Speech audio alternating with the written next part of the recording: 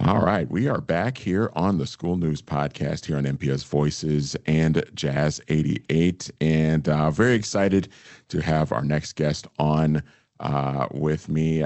She is Dr. Elizabeth Keenan. She is the Associate Superintendent of Special Education and Student Support Services here at Minneapolis Public Schools. And Dr. Keenan and I are going to be talking about Developmental Disabilities Awareness Month, which is the observed every March. And just a little background in this. In 1987, President Reagan recognized the month of March as Developmental Disabilities Awareness Month to increase the public awareness of the needs and the potential of Americans with developmental disabilities, and to provide the encouragement and opportunities they need to lead productive lives and to achieve their full potential. And Dr. Keenan, good to see you again. I know I think we met for the first time at the central office meeting earlier this month. So it's good to see you again, and appreciate the time today. I know your job encompasses a lot. Can you tell us a little bit about what you do and really kind of your favorite part of this job? Yes, it was so great. And thanks for having me here today. I appreciate meeting you in person too. I listen, pretty much every day and every morning coming on in to work. So I just really do appreciate, meeting you.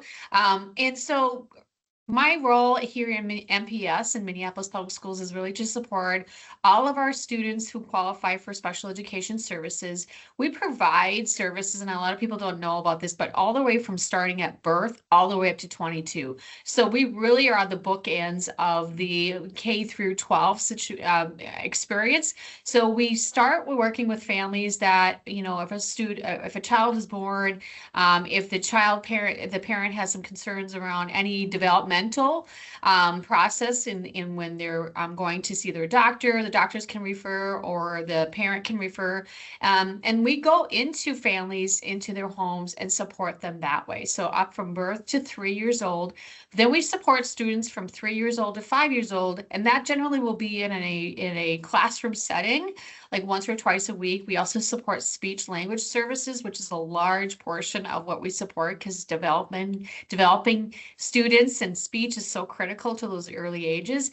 And then when we support kids all the way through high school, and then from 18 to 21, students who don't graduate, we will support them in terms of their IEP and provide them transition supports to get them for job, working independently, and supporting themselves after they, graduate from our MPS system.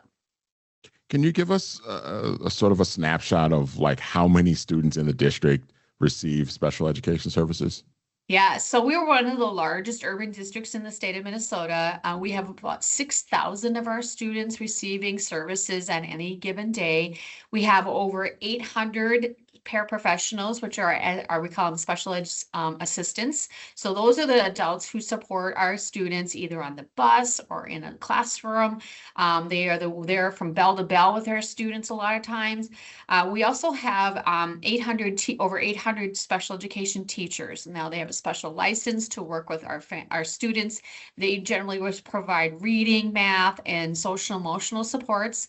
Our social workers also support our students. And then we also have speech language pathologists, we have occupational therapists, we have adaptive phys ed, we have assistive technology specialists that also support our students.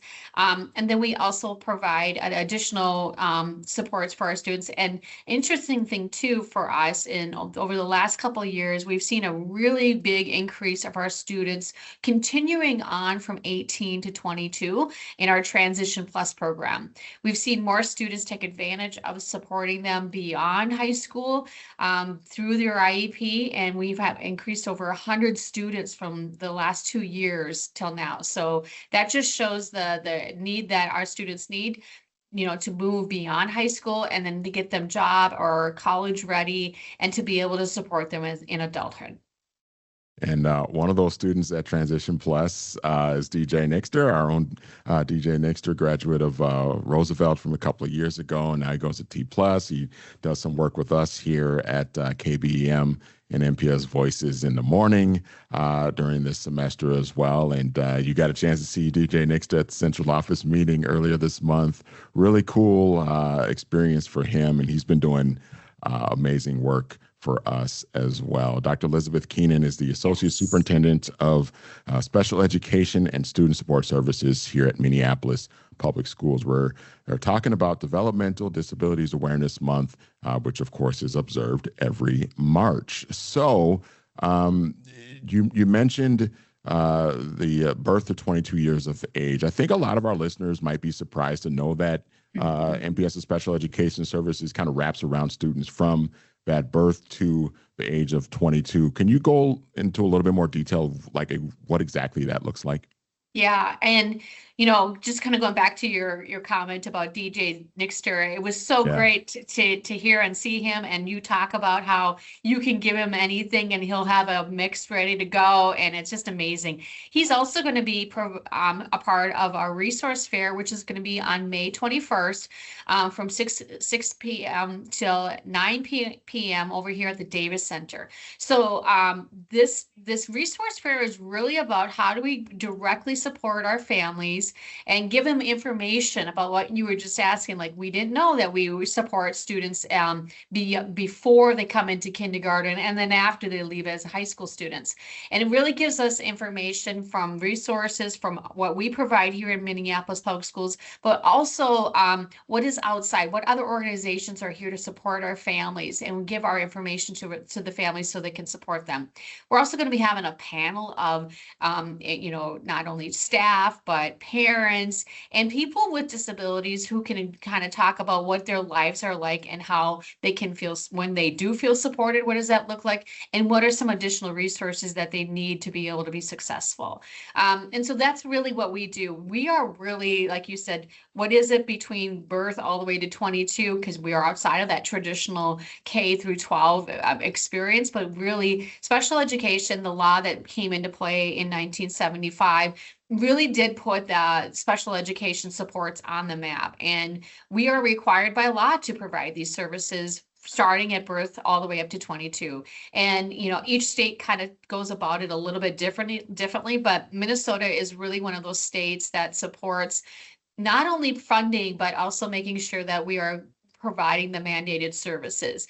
And one thing too, what I would say is for families to know more about us, and we want families to participate in our Parent Advisory Council. We meet every month, and on the second Tuesday of the month, and second Wednesday of the month. And we talk about different topics. We bring information. We hear from our parents about what's working, what's not working. And so it's so important to hear their voice. So if you have anybody wants to go to our website, which is MPS.com, MinneapolisPublicSchools.com, and then go to our special education page. We have a page that talks about our Parent Advisory Council, which gives out more information, talks about resources, and what do you do if you want to if you want a referral, or if you have just questions on who can you talk to about your concerns that you might be seeing with your child. Where do you think MPS is excelling especially well when it comes to special education? I think there's a real momentum here, starting with our school board and our superintendent, and just bringing an awareness of special education. What really attracted me to working here in Minneapolis Public Schools is this is one of the top priorities of the district, from the school district to the superintendent to every school. And really the big thing for us is really like, what does that support look like for students once a student has an IEP, an individual education program or plan, and how do we really work on inclusion? And that's going to be one of our strongest things that we're going to be working on over the next several years and excelling in. We really want to be that school district that supports that we are an inclusive district. We support all students and meet their needs, and making sure that their experience is like any other student's experience, and we meet them where they're at and support them and provide them with that educational experience all the way from birth all the way up to 22.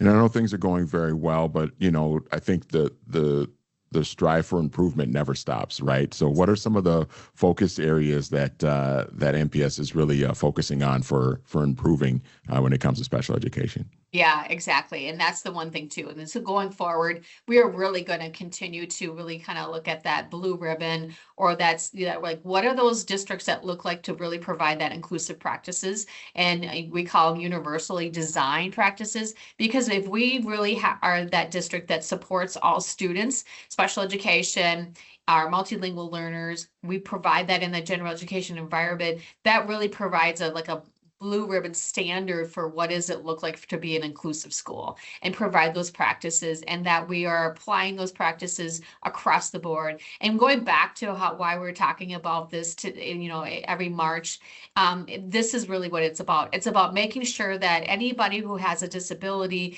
that every entity is supporting them and really providing those inclusionary practices and inclusive practices within a school system. And that's really what we're going to continue to strive for.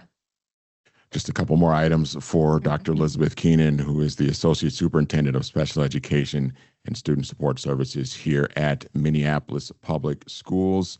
Now, funding is always a topic of discussion. It can at times be a thorny issue for those of us who, maybe haven't been as, keeping up with the state legislature and everything that's going on with the current session and everything. What has been the primary issue, the primary focus, and what can be done about it? So two big things that are coming up for us as we look at a district, because Minneapolis over the last several years have had to reduce the budget because they've had a budget deficit, and the goal is to continue to match, spend what we are saying that we're spending. There has been truly a commitment to support special education because it is a mandated program. We do receive funding from the state and from the federal government, but it does not provide 100% of what we spend. So about 50-60% of what we spend on a teacher is provided for with reimbursement through the state or through the federal government, but the cross subsidy or the taxpayer dollars that have to go into providing special education is around that 40%. And now over the last couple of years, Minnesota at the state legislative level up that reimbursement cost to be able to kind of provide a stronger, not 100%, but more additional funding. So they were getting it up to closer to that 75%, which is great. Now that's in jeopardy. So right now they have a committee that's working on how can you look at providing that into the future. And so really working with your legislators and your Congress and your senators to make sure that they're supporting continuing that $250 million that they invested over the last couple of years into special education to continue that going forward.